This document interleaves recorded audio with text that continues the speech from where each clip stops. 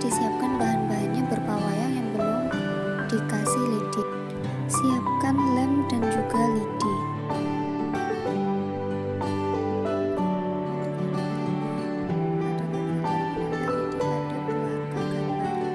Dengan cara seperti ini, mengelem bagian tengah gambar dan menempeli lidi.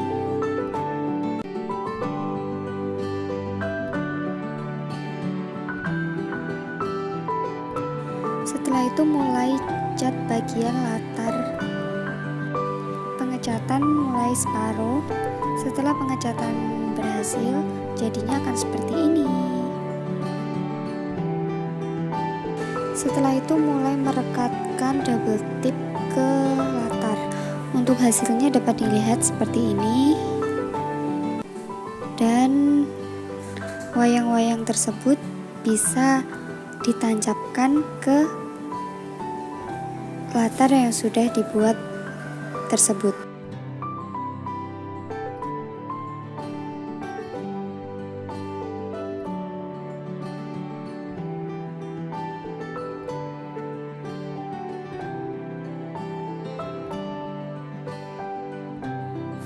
Bismillahirrahmanirrahim. Assalamualaikum warahmatullahi wabarakatuh. Langsung saja, di sini kami ada 3 orang dalam satu kelompok. Saya dengan nama Febrianti. Lalu ada teman saya yang bernama Ika Ari Kurnia dan teman saya satu lagi Nabila Rozana Kostina. Nah, di sini kami menggunakan media pembelajaran wayang. Jadi, alasan kami membuat media wayang adalah untuk melestarikan kembali wayang tersebut, karena sudah bisa dikatakan hampir punah karena tidak banyak orang yang tertarik sama wayang, apalagi kaum muda, apalagi kaum milenial, dan apalagi anak-anak zaman sekarang itu. Bahkan saya rasa hampir dari semua mereka itu 70% tidak mengenal apa yang namanya wayang. Apalagi mereka bersekolah selama pandemi ini. Tentu saja yang mereka kenal hanyalah media-media yang berbasis elektronik ya. Seperti itu. Apalagi pertunjukan wayang sangat tidak mungkin dilaksanakan ketika pandemi berlangsung, karena bersifat mengumpulkan massa banyak, berkerumun seperti itu. Jadi tidak mungkin wayang ini dapat terselenggara ketika pandemi ini. Nah, alasan kita untuk memakai media pembelajaran wayang pada mata pelajaran bahasa Indonesia adalah untuk itu, mengenalkan kembali kultur Indonesia, budaya Indonesia, warisan, bisa dikatakan warisan Indonesia untuk dikenalkan kembali ke anak bangsa, seperti itu. Nah, penggunaan wayang sebagai media pembelajaran ini dapat digunakan sebenarnya untuk semua mata pelajaran. Mungkin anak-anak bosan ketika melihat guru menjelaskan secara langsung, misalkan metode ceramah. Tentu anak akan bosan, apalagi anak usia kelas rendah seperti kelas 1 sampai kelas 3. Justru mereka akan cenderung bosan ketika melihat hanya seorang guru itu menjelaskan materi, misalkan materi bumi gini. Nah, itu pasti dia bosan. Nah, untuk itu bisa juga menggunakan media wayang. Misalkan ada seseorang yang ada wayang berperan sebagai anggota Badan Meteorologi dan Geofisika menjelaskan tentang bumi. Terus ada lagi seseorang yang sebagai presenter atau wawancara untuk menanyai bagaimana sih bumi itu dari apa saja, terus struktur bumi itu apa saja, terus yang membentuk bumi itu apa saja, kok bisa bumi dibentuk itu bagaimana. Nah, seakan-akan itu anak akan tertarik perhatiannya.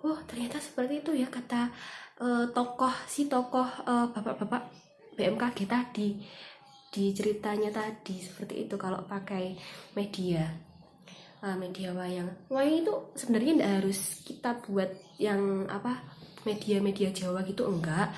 Wayang yang kita buat itu cenderung wayang yang menyesuaikan dengan tema. Di sini kita menggunakan wayang sebagai sebagai media pembelajaran bahasa Indonesia. Nah, di sini kami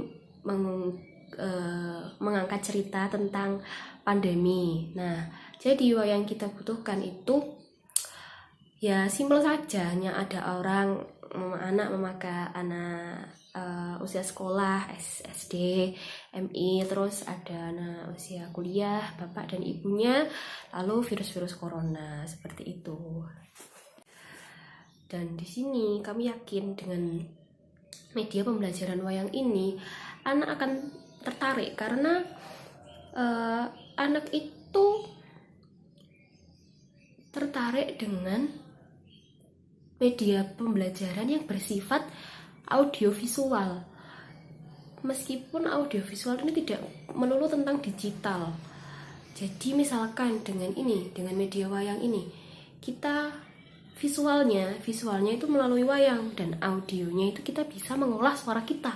Misalkan ada suara A, ada suara B, ada suara C, seperti itu. Yang A nanti nadanya agak berat, misalkan bapak-bapak. Nah, pasti menggunakan suara lebih berat, misalkan gini ya, hai gimana anakku, nah seperti itu. Nah, lalu yang ibu-ibu, nah bagaimana suara seorang ibu-ibu, terus lagi ada anak kecil, nah bagaimana tentang suara anak kecil. Nah, justru anak-anak akan tertarik dengan hal yang seperti itu, dengan hal yang berbau variasi seperti itu.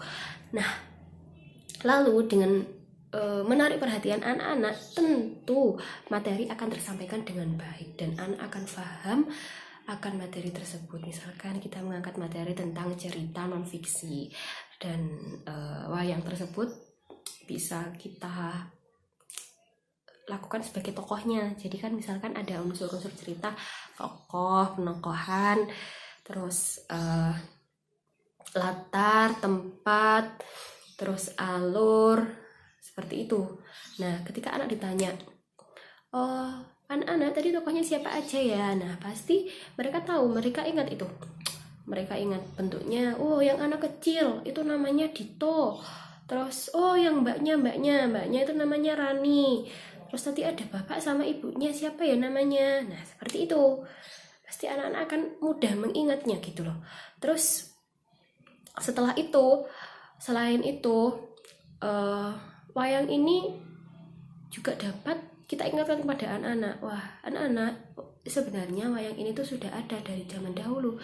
Wayang ini merupakan warisan budaya di Indonesia.